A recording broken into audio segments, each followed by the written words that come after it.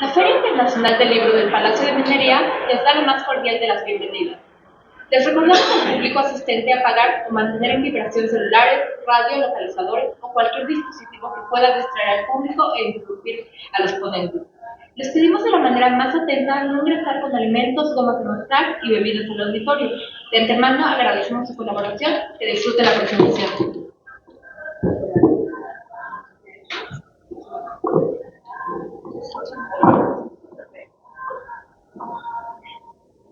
Hola, ¿qué tal? Buenas tardes. Muchas gracias por venir en viernes de lluvia, de tránsito y un montón de catástrofes.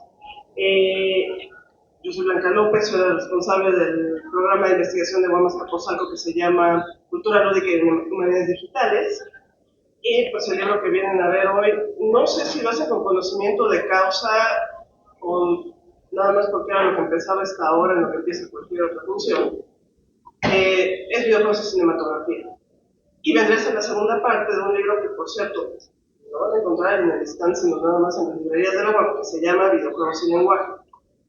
Con esa investigación, teníamos la muy ilusa idea de que, en efecto, pues, el trabajo que hemos hecho con los videojuegos, lo que se llama, a partir de lo que hemos jugado, lo que hemos desarrollado, lo que enseñamos en los zonas de clase, porque todos los que estamos aquí presentes somos profesores, sí en la Metro, pero también de desarrollo de videojuegos, pues jurábamos que nos íbamos a poder divorciar del cine, ¿no? Y pues no pasó.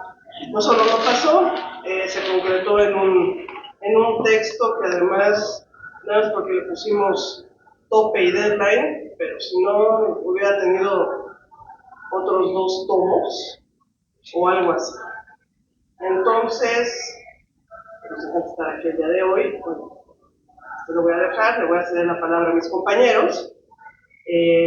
Pues para que les cuenten más bien, no cómo sufrimos, bueno, sí, cómo sufrimos para armarlo, y un poquito sobre de qué van sus capítulos. ¿Vale? Entonces, cedo la palabra al maestro Mauricio Rangel. Ok, muchas gracias, Blanca. Y pues bueno, a mí este libro fue un poco regresar a mi maestría, fue muy divertido, porque además era un tema que yo decidí dejar, ¿no? Que fue el cine. En algún momento en la maestría me tocó hacer mi tesis sobre cine y tecnología, y hacía entrevistas a las personas o a directores de cine, porque me llamaba la atención en cómo había directores en aquel momento que decidían por usar 35 milímetros o seguir una tecnología análoga, y había directores, sobre todo más jóvenes, que decían, pues yo uso digital. Y resultó que mi sorpresa fue al revés. Los directores más viejos querían utilizar las cosas digitales, las cosas más nuevas, y los directores más jóvenes usaban el 35 milímetros. ¿No? Y dije, bueno, ¿y por qué está sucediendo esto? Esa fue mi primera inquietud. Y cuando llego a la UAM, justamente con el primer libro, con videojuegos y lenguaje, además fue una llegada medio abrupta para mí, porque llegó en noviembre y me dice Blanca, necesito un texto tuyo ya porque lanzamos en marzo. Y yo, ¿cómo? Entonces, no tenía como nada trabajado, pero en este sí. Y en este, cuando me dijo van a hacer cine y videojuegos, dije, espera, ya tengo algo. Y tiene que ver con algo llamado capital cultural, que es justamente este tipo de aprendizajes que tenemos nosotros a partir de nuestra familia, amigos, la gente con la que convivimos diariamente, etcétera, y con la que establecemos relaciones.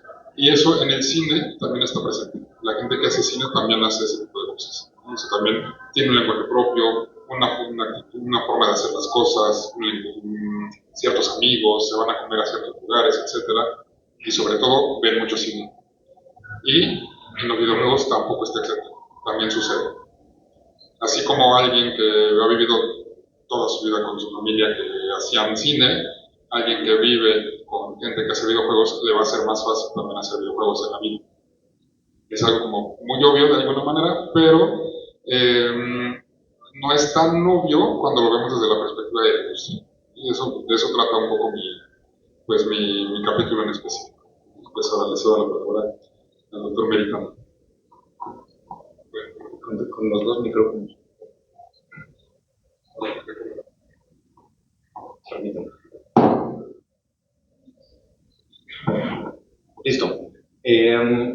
Bueno, muchas gracias, qué bueno que estamos aquí, es para mí y nosotros y yo, no sé cómo decirlo, todo un orgullo pues, lograr ver este texto ya concreto. Como bien lo dijo mi colega la doctora López, no nos podemos contar todo lo que sufrimos, ¿no? Hasta que llegara a este punto. Pero lo que sí es también muy interesante es pues la diversidad de textos que ustedes van a encontrar en este libro. En concreto, mi intervención en este texto va sobre la forma, ¿no? La forma que dos artes han estado compartiendo. Vamos, ¿no? Entendemos al arte cinematográfico y al arte del videojuego desde sus orígenes, a diferencia de otras artes. Tenemos muy claros sus orígenes, cuáles fueron pues los peces que salieron del agua y eventualmente convergen, ¿no? Y de eso trata un poco mi intervención. ¿Qué cosas tomó en cuestiones de la forma el videojuego de la cinematografía? Y posteriormente la cinematografía, qué cosas toma del videojuego, ¿no? O sea, qué cosas se retoman. Y en ese sentido, pues vemos a dos artes que se han afectado mutuamente, ¿no? Uno toma movimientos de cámara, toma lenguaje cinematográfico, ¿no? Retoma varias circunstancias para crear su propio lenguaje y en la otra instancia, el cine también toma cosas del videojuego, sobre todo para representar, por ejemplo, un mundo virtual, ¿no? Entonces, esto siempre me ha gustado mucho, me parece una parte muy interesante de cómo convergen dichas artes, y pues pongo un par de nodos, ¿no? De películas y de videojuegos nodales al respecto, ¿no? Para poder entender ambas circunstancias. Pues bueno, esa es mi intervención en este texto que me gustó mucho, ¿no? Yo no me divorcio del cine, no creo hacerlo nunca, pero pues bueno, ¿no? Estas son mis palabras.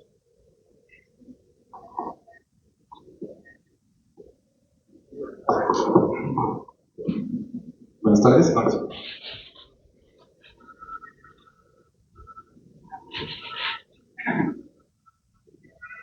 Bueno, agitado, usando naranja, está todo lo que va bien. Bien, bueno, pues mi capítulo básicamente va girando sobre una conversación alrededor de qué tienen en común el cine y los videojuegos. Y en mi capítulo, pues básicamente me enfoqué en plantear de que ambos elaboran construcciones sobre el tiempo y el espacio. ¿Vale? Por el texto, el capítulo se llama Kojima meets Tarkovsky, tiempo y involucramiento relacionados en videojuegos. Algo así. Pero va de eso, ¿no? Como empiezo hablando de que Hideo Kojima, hace ya aproximadamente 18 años, cuando va saliendo de la función del 25 aniversario de Blade Runner, él se encontraba en Japón en ese momento, pues se da cuenta de que al salir del cine, también pensando todo lo cyberpunk que es Japón, pues se da cuenta de que no está en Japón, sino en Los Ángeles en 2019. ¿Por qué? Porque para él de pronto comulga con esa idea y pues lo hace reflexionar sobre la cuestión de, y bueno, ¿qué tienen en común estos medios? En Rafa Kojima lo sabemos, ¿no? Es de los que se han metido mucho en explorar los intersticios entre ambas disciplinas.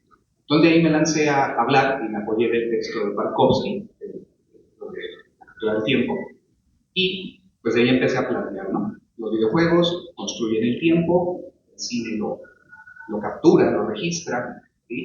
Y de ahí vamos viendo que también empiezan a compartir medios de representación. ¿Por qué? Porque, ok, pasamos del celuloide en el caso de las películas, pasamos de los circuitos electrónicos en el caso de los videojuegos, pero hoy son medios digitales completamente ambos. No están representados, tenemos ceros, tenemos dispositivos que procesan esa información para pues, mostrárnoslas, y también hay niveles de interacción. Para ello me apoyé del texto de Gordon Calleja, que se llama In-Game, de la inmersión a la incorporación. Él planteó un modelo para videojuegos, básicamente, pero decidí tratar de aprovecharlo. Entonces me di cuenta de que también hay estas construcciones alrededor del cine y videojuegos en común, como pueden ser prácticas sociales a nivel de grupos. Sabemos que, por ejemplo, en videojuegos hay comunidades, hay clanes, tenemos fandoms muy aguerridos en ambos medios. Entonces, desde ahí vamos viendo de que el videojuego y el cine pues, están mucho más hermanados de lo que se pensaba. Al inicio del proyecto de este texto, pues estábamos pensando en la idea opuesta, ¿no? De ponerlos a pelear, de ver en dónde eran diferentes. Y sin embargo, pues nos dimos cuenta que no es así. Entonces va abriendo el camino para posibles nuevos medios. ¿Cómo serán? Pues es una gran pregunta, pero se irá construyendo a partir de la relación entre ambos. ¿Qué tal? Soy Dan Campos, Daniel Campos, y el ensayo que yo escribí para este libro está enfocado en hacer un análisis particular de una película, Al filo del mañana, Edge of Tomorrow, que por sí es un caso interesante más que nada en cuestión de marketing, pero es una de las pocas películas que logran trasladar dinámicas, por ejemplo, que se utilizan en los videojuegos, pero que no son meramente estéticas. Vamos a casos más recientes. Por ejemplo, este año, entre las nominadas al Oscar, tenemos películas como la de Nickel Boys, que es una película narrada, pero como si fuera en primera persona. Y ya hemos visto casos, ha habido distintas películas donde retomas eso, por ejemplo, para el cine de acción. Y esta película, la de Nickel Boys, es muy interesante porque los momentos más interesantes, digo, es como si estuvieras grabando con un celular y estuvieras grabando todo lo que pasa dentro de la perspectiva de una persona. Pero es particular porque en esta película los momentos más impactantes son, por ejemplo, cuando ocurren cosas más humanas, que en este caso son los abrazos. Bueno, eso es una película que toma un elemento estético que viene de los videojuegos. Concretamente sobre el ensayo que yo escribí, es interesante porque toma mecánicas que si bien vienen de cuestiones incluso de pedagogía, del aprendizaje, una cosa tan básica como el manejo de la repetición para lograr aprender algo. Y creo que a todos nos pasa, ¿no? Se dice, es que uno nunca aprende en cabeza ajena, y eso es lo que pasa con los videojuegos. Un buen videojuego usualmente en el primer nivel te enseña las distintas habilidades que tienes que desarrollar para después ir continuando y agregar más habilidades e irlos superando poco a poco. Y en el caso de la película, retoman eso con una dinámica donde tienes elementos de ciencia ficción, que ojo, la película es una adaptación de un manga y de una noveleta precisamente surgidos en Japón. Concretamente, todo lo que necesitas es matar, es el título All You Need Is Kill. Y hay algunas adaptaciones que se hacen porque también lo que funciona dentro de la página no funciona necesariamente dentro de lo que es un entorno narrativo audiovisual secuencial. En español, cosas que funcionan en la página, tienes todo el tiempo del mundo para poder analizar viñeta 1, viñeta 2, viñeta 3, y tienes un juego temporal, y acá no tienes esa ventaja, porque si el espectador se brinca de repente un momento, pues ya se lo brincó por parpadear, por ver el celular o cualquier otra actividad. Entonces, ¿cómo logras meter estos distintos elementos dentro de la propia narrativa? Y ahí es donde entra la repetición. Nuestro personaje, estelarizado por un actor bastante desconocido que le encanta correr, Tomás Cruz, creo que se llama, pues resulta que es un, bueno, para nada encargado de mercadotecnia. Ay, perdón, es que yo también trabajo en mercadotecnia, me desdoblé. Y resulta que él lo mandan, él estaba haciendo la campaña para que la Tierra se defendiera de una invasión extraterrestre, con el gimmick de que cualquier persona puede ser reclutada y con las herramientas necesarias, como un control de videojuegos, vas a tener las habilidades de un personaje ideal. Aquí tenemos el twist de que resulta que lo reclutan, pero no para que él siga reclutando más personas, sino para que entre y sea parte de del ejército y de la armada combatiendo. Ocurre un elemento en el cual, por el Salakablushi o porque le cayó sangre de extraterrestres y queremos irnos un poquito más al guión, él entra en un time loop, que también es una de los recursos narrativos particulares, sobre todo en la ciencia ficción, en el cual él tiene que repetir, y cada vez que él muere, pues no muere completamente, sino que empieza desde un punto planteado como un saving point dentro del mismo videojuego.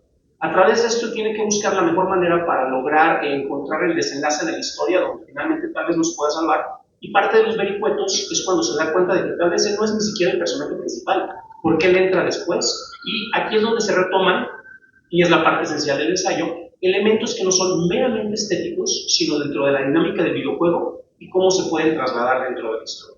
Si tienen interés, pues obviamente hay este libro para que lo chequen con un montón de referencias, y pues bueno, es con lo que puede colaborar para eso. Pero hablemos de algo más interesante. Hola.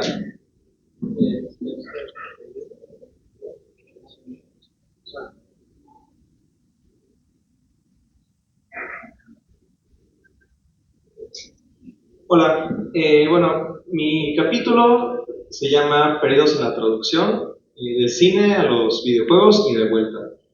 Yo me dedico principalmente tal cual al desarrollo de videojuegos, pero también me dedico, bueno, me gusta mucho esta parte de la academia, de analizar, ser críticos con el medio que estamos ayudando a construir, pues no solamente en México, sino en todo el mundo. Y bueno, como un poco el punto principal de mi capítulo nació de esta idea de la película interactiva, que para quien no esté tan familiarizado con el término, pues es un término, vale la redundancia, que se suele aplicar de manera peyorativa como a videojuegos muy enfocados en esta cuestión cinematográfica o muy narrativa. Y también como un poco de eso, por qué escogí como el empezar a tratar este tema fue por mi frustración hasta cierto punto de que, al menos en mi contexto, yo como desarrollador mexicano, pues uno entra a querer hacer videojuegos y muchas personas lo primero que te van a decir es que ¿por qué quieres hacer historias en videojuegos? ¿No? Vete de aquí. Vete a hacer películas o vete a escribir libros. Entonces, como un poco mi idea que yo he tenido hace muchos años es, yo estoy completamente en contra del término de película interactiva porque por sí plantea una contradicción. Porque básicamente está diciendo, no, pues una película que pues, tiene elementos interactivos, que bueno, ahí hemos visto algunos híbridos en años recientes, pero yo diría que pues valdría la pena ponerlos en otra categoría o admitir que el videojuego, bien como lenguaje o los juegos o muchas de esas narrativas interactivas han venido planteando esta otra forma de interactuar con historias desde hace ya muchas décadas. Entonces, en la primera parte del capítulo va en torno a hablar sobre cómo pues, los videojuegos van adoptando a través de los años muchos elementos del lenguaje cinematográfico para ensalzar sus propias capacidades narrativas. Toma como esta cuestión de las cinemáticas, que básicamente son secciones no interactivas dentro de un videojuego, y así como ya cuando se desarrollan los primeros videojuegos 3D, por ejemplo, muchos juegos como Resident Evil, Silent Hill, pues empiezan a tomar mucho el lenguaje cinematográfico para expresar mejor ciertas situaciones de tensión dentro de la jugabilidad. En la segunda parte, o como digamos como que el punto principal del capítulo, al menos para mí, era que estos videojuegos, que son altamente cinematográficos y muchas veces criticados por ello, a la hora de ser traducidos, digamos, de vuelta hacia el cine, es decir, son videojuegos que se inspiraron mucho en ciertas películas y luego hicieron adaptaciones cinematográficas de estos videojuegos. Y entonces uno pensaría que tal vez fueron películas súper exitosas, ¿no? Porque pues ahí estaba todo el material. ¿Qué pasa? Que muchas adaptaciones de videojuegos a lo largo de las décadas pues, no han sido muy exitosas. Entonces, básicamente se trata de ir analizando esos casos de estudio. Un gran ejemplo es Silent Hill. De Silent Hill, al menos los primeros, son considerados como de los mejores videojuegos de terror de la historia. Las historias son altamente alabadas, las secciones de jugabilidad son altamente también muy bien recibidas entre los jugadores, pero la película pues tuvo una recepción muy mixta. Entonces, un poco la idea del capítulo es explorar por qué. Entonces, ahí es donde sale como el punto principal de que a la hora de que este videojuego, por más elementos cinematográficos que tenga, pues quiere construir esta experiencia hacia el jugador, pues hay muchas cosas pues que tienen que ver con el lenguaje videolúdico que son muy difíciles de volver a pasar hacia el lenguaje cinematográfico. O cierto tipo de experiencias que en el videojuego funcionan diferente. Por ejemplo, algo que pasa mucho en Silent Hill es uno va caminando por pasillos mientras está perdido y es como esta experiencia laberíntica que pues en una película uno lo puede representar, pero pues como en un segmento de 30 segundos, ¿no? Porque si no, pues como que tal vez el espectador se va a aburrir o no lo sé. Y de pronto en el videojuego como que es parte de la acción principal, ¿no? Como el estar dando vueltas, buscando dónde está la llave, yendo hacia diferentes puertas y resolver el puzzle y hacer como ese tipo de actividades. Y repito, a pesar de que algunos de los videojuegos tratados en el capítulo son tildados de películas interactivas. Entonces, es principalmente la idea, y ahora sí que para no seguir spoileando, les recomiendo que lean el capítulo y los demás capítulos, que hay cosas muy interesantes. Y digo, creo que otra cosa interesante es el trasfondo distinto a partir del cual estamos analizando estos fenómenos. Muchas gracias, chicos. Tenemos otros autores que pertenecen a un grupo de investigación muy fuerte en la UNAM, de la Facultad de Ciencias Políticas y Ciencias de la Comunicación, se llama la Finisterra. De hecho, fue el primer grupo de investigación en México a videojuegos y cultura friki. En ese sentido llegamos segundos, pero bueno. Son nuestros supercuates, seguimos trabajando con ellos. Ellos nos traen dos capítulos. Uno de ellos me encanta, el del doctor Ángel García y de Jimena Giselle Contreras. Ese sí, no se lo pierdan, es una carta de amor a Castlevania. Gran texto. Si no han jugado el videojuego, no se preocupen, pueden ver la serie, también preciosamente adaptada. muy cuidada. De los extraños casos que hemos tenido ya en años recientes, donde pues, el videojuego ya entra no solamente a la cinematografía, sino también a la animación, y en algunos casos, ejemplos súper afortunados, ¿no?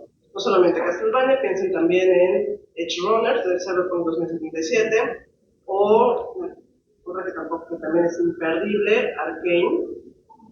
De hecho, creo que narrativamente hablando es significativamente mejor que el videojuego y sacó elementos para reconstruir el videojuego.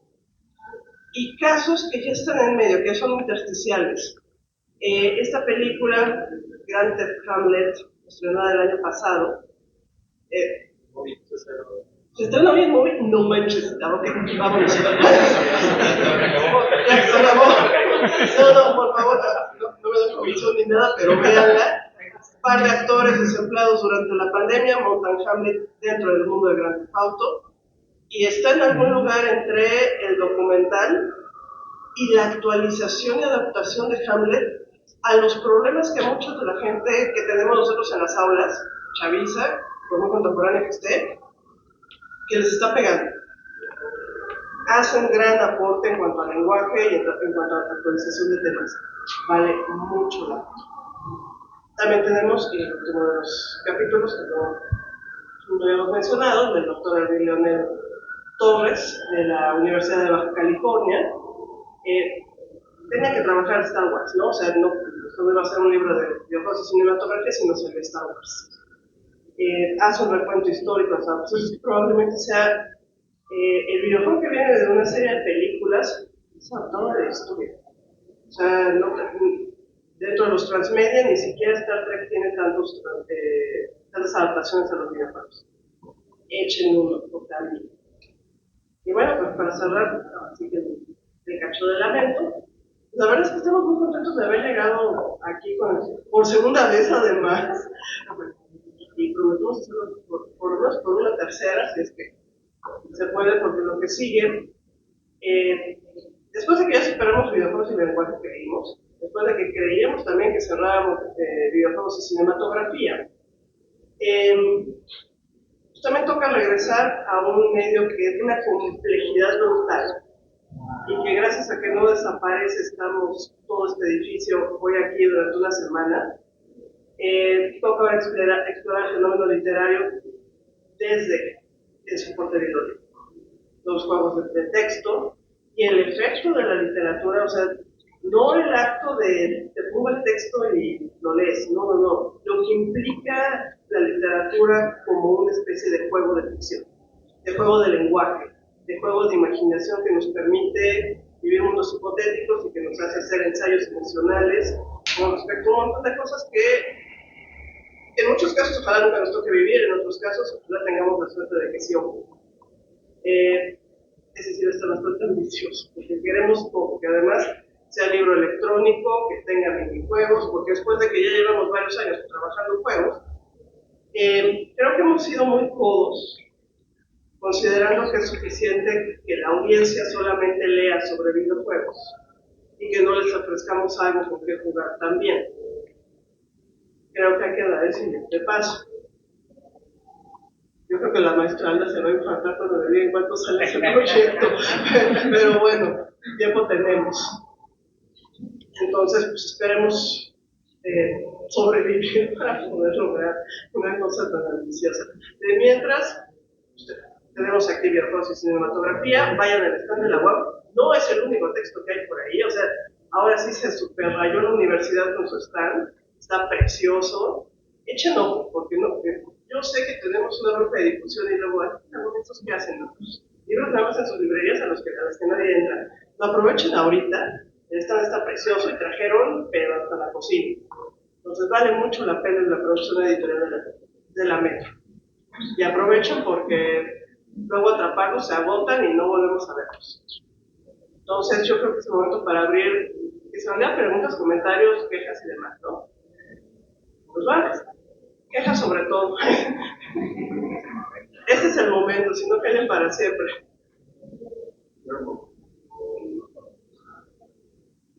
Allá atrás, un compañero.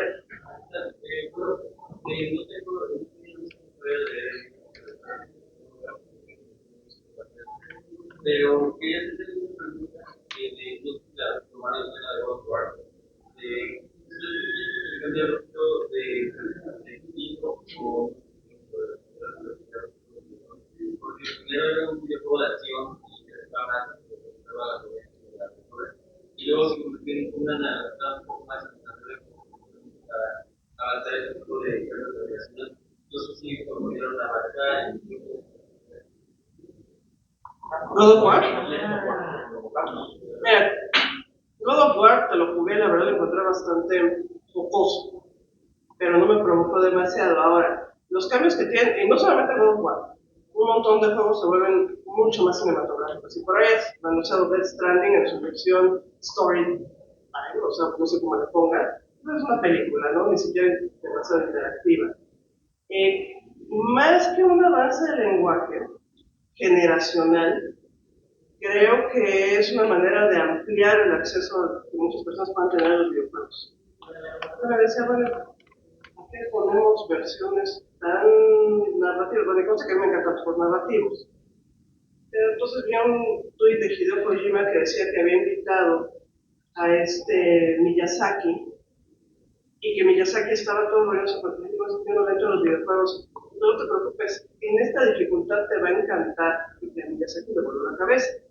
Creo que al revés, más que atender a una condición generacional, está ampliando para que más gente pueda participar. Ahora, yo soy una fascista a la que le gusta que los juegos tengan la dificultad que tienen y ese es el diseño de experiencias, ¿no? Pero cada quien, ¿no? Creo que como estrategia para poder dar acceso a más personas puede funcionar. Bueno, particularmente en el ejemplo de God of War, algo que se me hace muy interesante es, bueno, al menos yo no lo toqué en mi capítulo, pero cuando salió la nueva versión en 2018, algo que fue muy llamativo es justamente el uso de la cámara.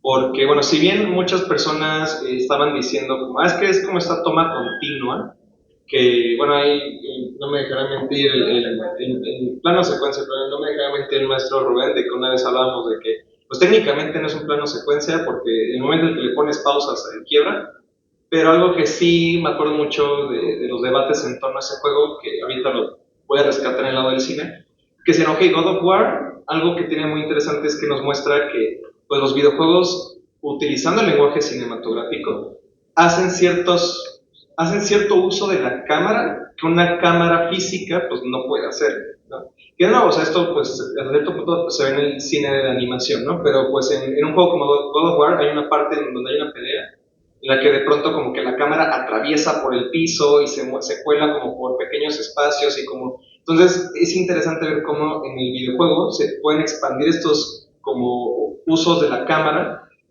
para darles otra intención que tal vez en el cine tradicional no se ha podido hacer.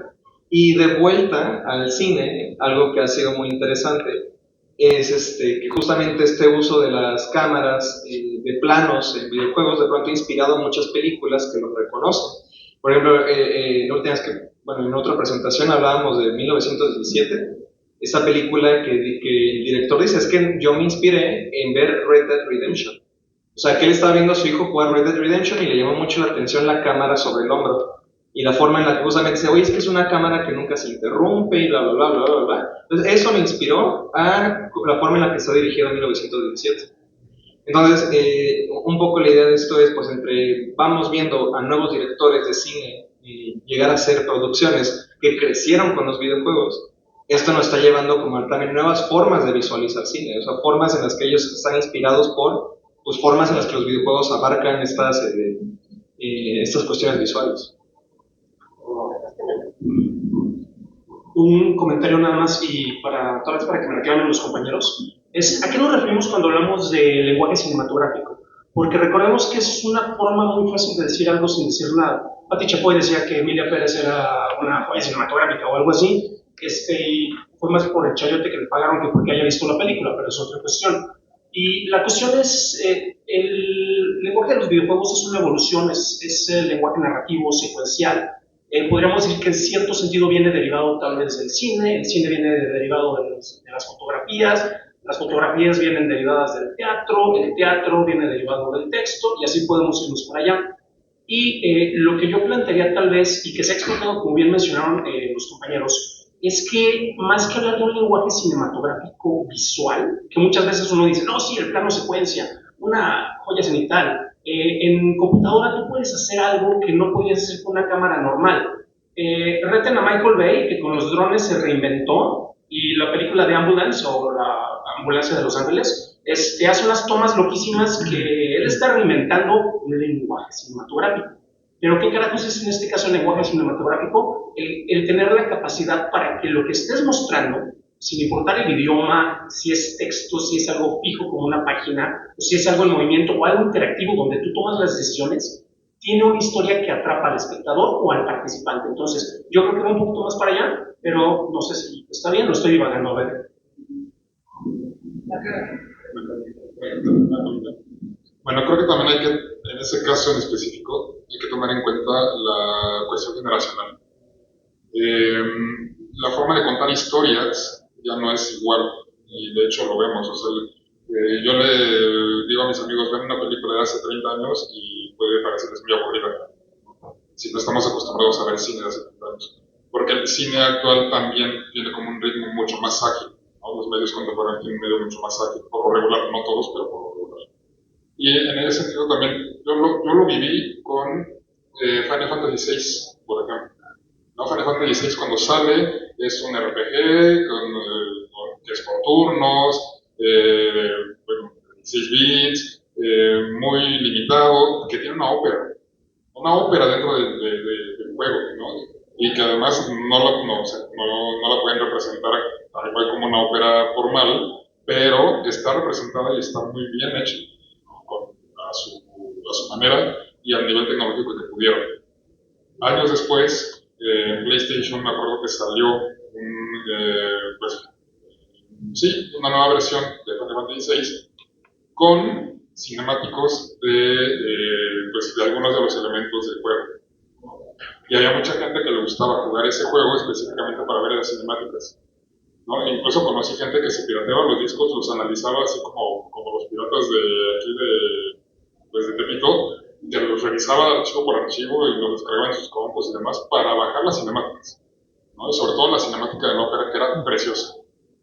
Y eso le dio acceso a otro tipo de público. Ahora lo estamos viendo también con Final Fantasy VII, por ejemplo, ¿no? O sea, la nueva versión, está wow, o sea, dices, es otra cosa. Y es muy cinemático también, ¿no? O sea, le roba mucho al lenguaje cinematográfico para construir algo nuevo, que es lo mismo, pero no es lo mismo, ¿no? Entonces, sí abre la puerta a nuevas generaciones por esta nueva forma que tenemos de observar las cosas también. Porque vemos las cosas a un ritmo distinto, ¿no? Y eso también está conectado con la forma en cómo interactuamos y todo está con nuestro celular. O sea, ya es otra cosa. Bueno, muchas gracias. Amo como alguien hace una pregunta y entonces todos queremos participar porque somos unos nerds. Y un poco contestando, Daniel, perdón, a Daniel. En cuestión de lenguajes y todo esto, creo que estamos perdiendo de vista que el cine, antes de ser cine, es animación. Y el videojuego también. Ajá, ¿no? Entonces, bueno, para comenzar a construir las cosas tendríamos que pensar primero en la animación, ¿no? Y también el videojuego, justamente como lo implica Mauricio, nos da un género, no sé si cinematográfico, pero sí animado, que es el cinemático, ¿no? Y entonces se va desarrollando la tecnología y justamente como bonus nos dan películas, ¿no? Y entonces así va avanzando el videojuego hacia la cinematografía, ¿no? Por medio de la animación. Ajá. Ahorita mencionó Final Fantasy, pero también ocurrió con StarCraft, ¿no? Entonces StarCraft, vendieron los DVDs en su momento de los cinemáticos. Podemos comprar hoy en día los Blu-rays de StarCraft 1 y 2, ¿no? O sea, que nos cuentan la historia cinematográficamente hablando, ¿no? Sin tener que jugarlo. ¿Ah? Entonces, vamos, si queremos avanzar en una teoría al respecto, tendremos que considerar los principios animados, por ejemplo. Eso es todo. Seguimos con preguntas. Buenas tardes. Crítico de cine mexicano Ayala Blanco, en alguna video de YouTube, él comentaba que el cine del futuro sería un cine de sensaciones fílmicas puras. No sé exactamente qué quiso decir, pero él quiso decir eso, ¿no? Entonces, mi pregunta es muy general. Quisiera saber, más que nada, tu opinión acerca de cómo será el cine del futuro, cómo creen ustedes que será el cine del futuro. ¿Interactivo? ¿Cómo creen que será? Bueno, de entrada pensar que tienes una sensación estética pura, cinematográfica, pues será lo que decía Alfred Hitchcock. Y no es lo del futuro, sino eso ya está a 2 segundos de frente, por lo menos unos 80 años. Creo que como lenguajes no van a desaparecer. Lo que sí tenemos distintos son estilos y que de repente los lenguajes pueden quedar cortos para algunas cosas que quieren lograr autores en particular. Christopher Nolan, Carpenter y el que entonces espanta, Ruggero Deodato. Es que Ruggero Deodato no quería seguir dirigiendo actores, porque se quejaban. Es el director de Holocausto Caníbal, pero sacó un Borneo de Kim Jong, una cosa así, es una cosa bien interesante. Vamos a traer propuestas como Grand Theft Auto. Vamos a seguir teniendo videojuegos con cinemáticas, un montón de animación, híbridos, si por ahí topas juegos como Her Story, pero ninguno per se va a desaparecer. Lo que sí empezamos a ver también, Luis y yo estamos contentísimos, es un rebirth de los juegos de texto. Me pasó un link de un Kickstarter, van a armar una especie de Kindle para jugar videojuegos de texto. Creo que es un momento que está vivo, ¿no? O sea, ya no es una cuestión secuencial progresiva, sino que podemos contar con muchas formas expresivas al mismo tiempo. Ahora, como profe, lo que me da no miedo, sino terror y pánico, que los chamacos se dedican a ver películas en el celular, cuando es una imagen que está diseñada para verse en grande y que la experiencia tendría que ser en grande. Los juegos de celular están diseñados para verse en pequeño y son interfaces y layouts pequeñas. Un juego de consola, pues normalmente lo pones en una televisión plana de ciertas características, un juego de computadora en una laptop. Creo que el problema no es que los creadores estén desarrollando imágenes ex profeso para diferentes medios, sino que tengamos audiencias que no tienen competencias lectoras para las imágenes de animación, videolúdicas o cinematográficas o incluso del streaming, por no llamar las televisivas. Creo que hay un empobrecimiento significativo. No las estamos aprendiendo a leer.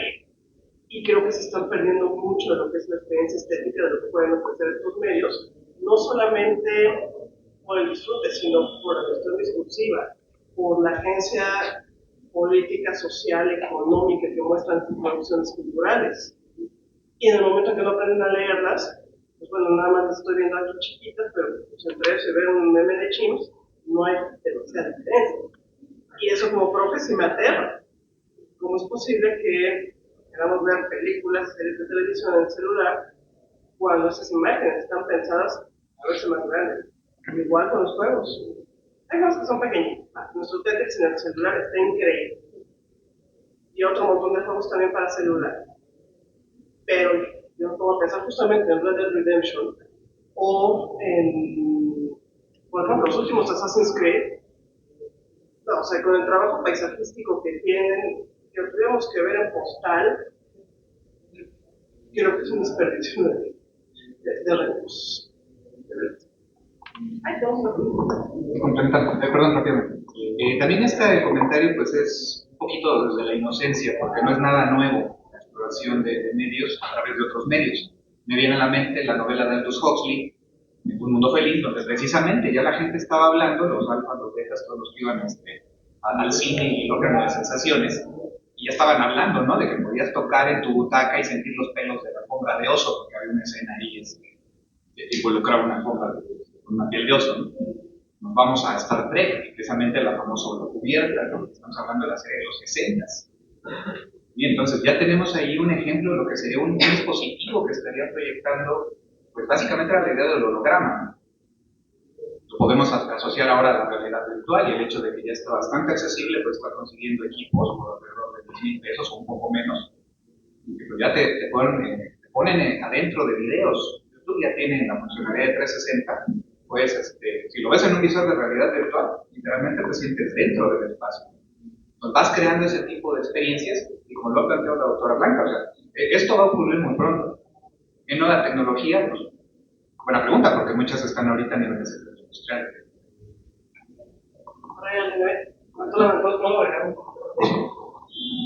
Perdón por meter mi cuchara y sentir que aporto algo. También el eje principal tiene que ser el sector industria. Por ejemplo, la semana pasada, Matthew Ball, que es uno de los mejores analistas que van a encontrar en medios, es alguien que trabajó en Prime sobre desarrollo de proyectos durante mucho tiempo, es básicamente quien acuñó la última iteración del metaverso y quienes lo leen es básicamente como que la Biblia de para dónde vamos con entornos virtuales. Ha fallado un montón de cosas de las que ha dicho, pero ha atinado mucho en lo que viene siendo sector industria. Y vámonos a un caso muy concreto. Yo creo que la diferencia más importante tiene que ver entre los medios que son interactivos y los que no. El cine es pasivo. Tú quieres distraerte, quieres ver una historia, quieres no apagar el cerebro, porque la labor intelectual es muy importante en una buena narrativa cinematográfica, retomando eso. Pero en los videojuegos, aunque también retomas eso, requieres que la persona tome decisiones, haga acciones con los personajes con los que está participando. El consumidor en general le da flojera a eso. Y el caso más reciente, y ya con esto termino, es qué es lo que pasó con The Black Mirror Bandersnatch, creo que se llamaba. Netflix hizo algunos experimentos narrativos secuenciales, hizo otro con la serie de Tina Fey, se me olvida el nombre, perdón, que es básicamente lo mismo. Tú vas decidiendo, decides el capítulo que sigue y vas armando tu historia con elementos que están siendo predeciñados, que puedes decir parten de los videojuegos. Y Netflix ha apostado durísimo en el entorno de los videojuegos porque saben que para allá hay desarrollo, pero la labor del consumidor es muy distinta. ¿Va a haber algún conjunto o algo por el estilo? No, tiene que ser muy cuidado y literalmente el mercado es el que puede definir y decidir de qué lado puede haber una convergencia. Tenemos una manita levantada y con eso cerramos. Yo les quiero aventar una bomba. Se ha hablado del cine, ¿no? Pero lo que está llamando la atención y en estos últimos 2 años, Fallout, Arcane y Last of Us, que son series que tienen un presupuesto mucho más grande que el propio videojuego y películas juntas. Eso es lo que está jalando la atención ahorita. Ahora ustedes cómo lo ven, eso irá a reemplazar de más cine, o sea, de ser una película o una serie y mejor dedicarse a hacer series, porque parece que esa es la tendencia. Mira, no creo porque de entrada no son series, son películas cortadas en pedazos. El genuino serial es autocontenido, como La Ley y el Orden, CSI, que puedes ver un episodio, termine ya. Estas no, sí están partidas, como Juego de Tronos, ¿no? Como The Witcher. Parece que termina, pero pues no, realmente sigue y sigue. En ese sentido, el formato capitular, que es mucho lo que vamos a trabajar también en el de literatura, es lo que está marcando la estructura narrativa de esos paquetes. Entonces, no las va a sufrir. Nada más si te hace el transmedia mucho más gordo. Hay gente que prefiere leer, hay gente que prefiere ir al cine, hay quien prefiere ver la telenovela, y otros prefieren jugar. Y es más, hay ciertas narrativas que yo prefiero leer, hay otras que prefiero ver en el cine, y hay otras que yo no quiero ver en el cine, yo las quiero jugar, no me las platiques, vamos a compartirnos la madre ahí, ¿no? Sí. Entonces, no creo que se vayan a desplazar, sobre todo por el formato. O sea, ojalá todo fuera como, bueno, ya sé que lo fundaron, pero nosotros lo queremos, como Neil Gaiman y The Sandman. Ese es un serial. Y Netflix te dice, es que eso no conviene, porque no están haciendo bench watching. Como dice Daniel, el asunto es el mercado también. Necesitamos formatos, por eso partieron las películas en pedacitos, para que te avientes 10 episodios de un jalón y te termines las 14 temporadas en un fin de semana. Al mercado del streaming eso le conviene, no así los seriales. Entonces, dependerá de la cuestión del mercado y también cómo enseñamos a la gente a consumir los medios. ¿Qué le vamos a enseñar a los chamacos? A pedir de las series, a demandar del cine, a pedir de la literatura, ¿no? Yo creo que con eso cerramos, porque... rapidísimo porque ya nos... Hay un concepto que en medios es bastante, bueno, en comunicación es bastante socorrido para este fenómeno y es la remediación. El asunto es que cuando llega la tele se pensaba que el cine iba a dejarse de lado, ¿no? Y se tenía miedo de eso.